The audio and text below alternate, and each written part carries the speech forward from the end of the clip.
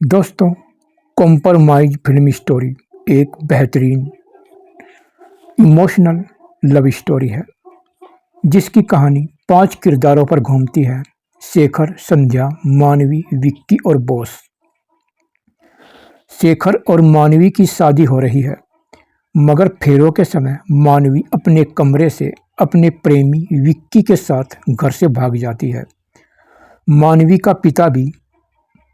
मानवी के पिता की इज्जत मिट्टी में मिल जाती है।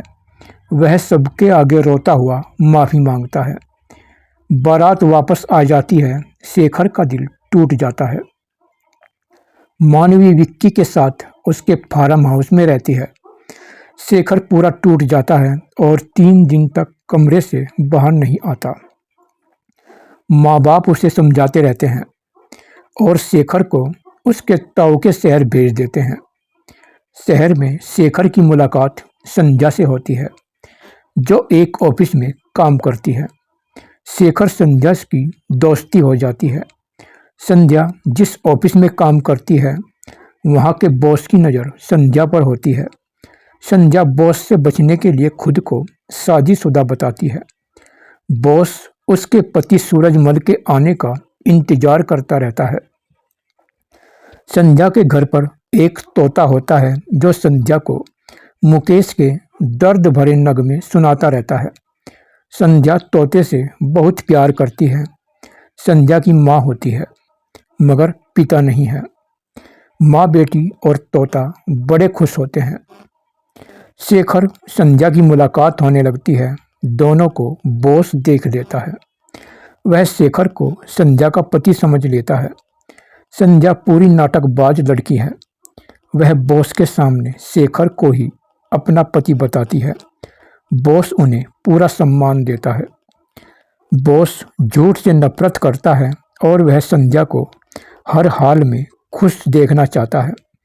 वह शेखर को सूरजमल समझे है और वह उसे बताता है कि अब संध्या को छोड़कर मत जाना सूरजमल, मैं तुम्हारा गुड़ का कारोबार यहीं पर खुलवा दूंगा और तुम्हें कहीं भी जाने की ज़रूरत नहीं है। उधर विक्की की माँ दामिनी फार्म हाउस में आती है और मानवी को भगाकर लाने के लिए पूरा धमकाती है और मानवी पर पूरा भड़कती है। मानवी गुमसुम हो जाती है। दामिनी मानवी को अपने घर लेकर आती है। उसे बताती है, अगर इस घर की बहू बनना है तो कुछ शर्तें पूरी करनी पड़ेंगी। अगर शर्तें पूरी नहीं की तो यहाँ से निकाल दी जाएगी। मानवी हाँ करती है। दादी मानवी को बात बात पर गंवार लड़की बताती रहती है। मानवी को सबकी कड़वी बातें सुननी पड़ती है। उधर शेखर संध्या में प्यार हो जाता है। दोनों के परिवार वाले मिलते हैं और दोनों की सगाई हो जाती है और बॉस को कुछ भी नहीं पता लगता। उधर मानवी उस परिवार की शर्तें पूरी नहीं कर पाती। वह बहुत परेशान होती है और उस पर चोरी का इल्ज़ाम लगता है। यहाँ पर विक्की भी आ जाता है। मानवी रोती है कि मैंने चोरी नहीं की, मगर उसे घर से धक्के मारकर निकाल दिया जाता है।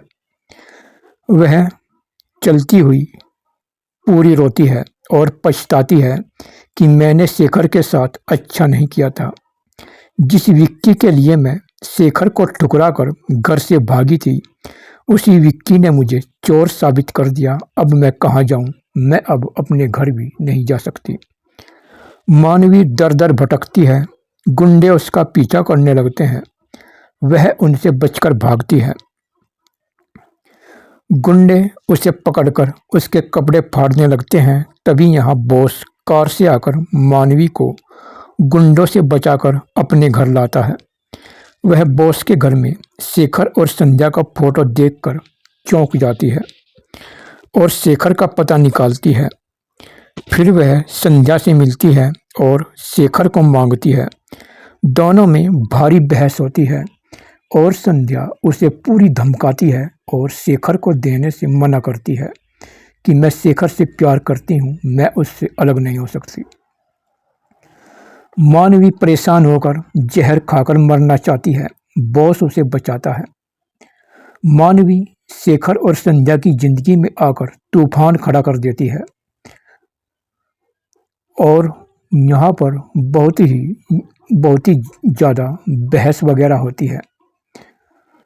और फिर संध्या पर फोन जाता है कि अगर तूने बॉस से शादी नहीं की तो शेखर को मार दिया जाएगा। संध्या डर जाती है और वह मजबूर होकर शेखर को मानवी को सौंप देती है और संध्या बॉस से शादी करने पर मजबूर हो जाती है और बॉस खुश होता है। शेखर संध्या को बेवफा समझता है और मानवी को पूरा धमकाता है कि तेरे कारण ऐसा हुआ है। मानवी शेखर को संध्या के बारे में पूरा भड़काती रहती है, कहती है कि उसे भूल जाओ, तुम नहीं जानते उसके और बॉस के गलत रिश्ते हैं, अब मैं ही तुम्हारा प्यार हूँ। शेखर मानवी में जमकर बहस होती है। शेखर उसे देखना भी पसंद नहीं करता। उधर संध्या बॉस को सारी सच्चाई बता देती है कि मानवी ही शेखर का प्यार है और मैं तुमसे प्यार करती हूँ। संध्या शेखर की याद में रात दिन रोने लगती है। जब माँ को पता चलता है कि संध्या बॉस से शादी करेगी तो माँ संध्या पर पूरा भड़कती है और कहती है कि तूने हमारी इज्जत मिट्टी में मिला दी है, क्या जरूरत थी तुझे बॉस से शादी करने की। और जब संध्या माँ का सामना करती है तो माँ उसे थप्पड़ मारकर घर से निकाल देती है और खुद रोने लगती है।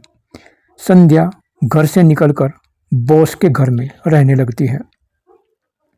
शेखर संध्या को लेने के लिए जाता है। दोनों में भारी बहस होती है और संध्या तेजाब लाकर बोलती है कि तुम मेरी सुंदरता पर फिदा थे ना, मैं अपने चेहरे पर तेजाब डालकर बदसूरत हो जाऊंगी। शेखर उसके हाथों से तेजाब की बोतल छीनकर फेंक देता है, कहता है अब मैं तेरे पास नहीं आऊँगा। और शेखर रोता हुआ चल पड़ता है और उधर संध्या भी फूट फूट कर रोने लगती है। मानवी ये जानकर पूरी खुश होती है और शेखर से शारीरिक रिश्ता बनाना चाहती है। शेखर उसे पूरी जली कटी सुनाता है और फिर बॉस और संध्या की शादी तय हो जाती है और शादी का कार्ड देखकर शेखर बुरी तरह टूट जाता है। और यहाँ पर माँ आती है, संध्या की माँ, और वह मानवी पर पूरा बरसती है कि सब तेरे कारण हुआ है।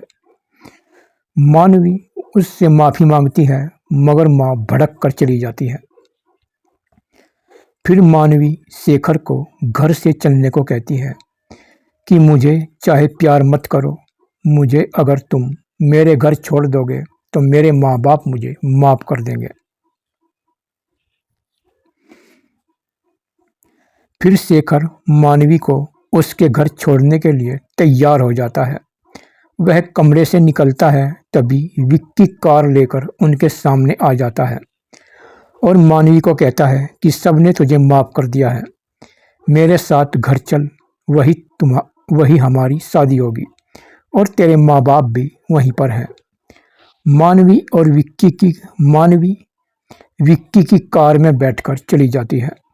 शेखर खड़ा हुआ कार को देखता रहता है और वह फिर से अकेला हो जाता है। उसका दिल बुरी तरह टूटा हुआ है। उधर बॉस शादी की पूरी तैयारी करता है, संध्या के लिए गहनों का ढेर लगा देता है, मगर संध्या उदास रहती है। उसे पता लगता है कि मानवी शेखर को छोड़कर चली गई है। संध्या अकेले में बुरी तरह रोती है कि मेरा शेखर अब किसके सहारे जिएगा। फिर शादी वाले दिन शेखर गुस्से में कमरे में पूरी तोड़फोड़ करता है। तभी यहाँ पर संध्या की माँ शेखर पर भड़कती है कि मैंने संध्या की सगाई तेरे साथ की थी, मैं बॉस को नहीं जानती। अगर आज ये शादी हो गई तो मेरी बेटी जीते जी मर जाएगी। वह केवल तुझसे प्यार करती है।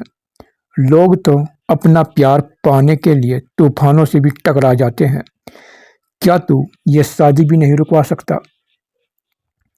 शेखर को माँ पूरा भड़काती है और शेखर को गुस्सा आ जाता है और वह बाइक पर शादी रुकवाने चलता है। शेखर मंडप में जाकर देखता है दोनों के फेरे शुरू हो चुके हैं। शेखर संध्या को पुकारता है। संध्या के पैर रुक जाते हैं। शेखर सोचता है अब कुछ नहीं हो सकता, अब इनकी शादी हो चुकी है। शेखर वापस बाइक पर बैठकर रेलवे स्टेशन की तरफ चल देता है। संध्या चिल्लाकर बोलती है, नहीं शेखर, तुम मुझे छोड़कर मत जाओ। संध्या सबको धकेल कर मंडप से भागती है। सब उसे पकड़ना चाहते हैं मगर बॉस सबको रोकता है कि इसे जाने दो। संध्या सड़क पर भागती रहती है और शेखर बहुत आगे निकल चुका है। संध्या भागते हुए गिर जाती है। तभी बॉस कार से आता है और कार से उतरकर वह संध्या को उठाता है। संध्या कहती है, नहीं सर, मैं तुमसे शादी नहीं कर सकती, मुझे अपने शेखर के पास जाना है। बॉस कहता है, कार में बैठ, हम वहीं जा रहे हैं। बॉस संध्या को कार में बैठाकर आंसू पोंछता हुआ कार से स्टेशन की ओर चलता है। और फिर बॉस और संध्या स्टेशन पर जाते हैं तो रेल निकल चुकी होती है। और फिर बॉस अपने साथियों को फोन करके रेल को जंगल में ही रुकवा देता है और फिर संध्या को लेकर जंगल में पहुंचता है और शेखर को कार से उतारकर संध्या से मिलवा देता है। और फिर शेखर और संध्या दोनों गले मिलते हैं। दोनों के आंखों में आंसू होते हैं और फिर बॉस दोनों को आशीर्वाद देता है और खुद रोता हुआ वापस चल पड़ता है। तो इस तरह इस फिल्म की कहानी का अंत होता है और ये बड़ी ही इमोशनल स्टोरी है। और दोस्तों, हमने इस फिल्म की स्क्रिप्ट पूरी लिखी हुई है, करीब 3 घंटे की पूरी फिल्म है। अगर आप कहोगे तो पूरी फिल्म यूट्यूब पर डाल देंगे और ये बहुत ही अच्छी फिल्म है। अगर आप में से किसी ने ये फिल्म देखी है, कमेंट में ज़रूर बताना।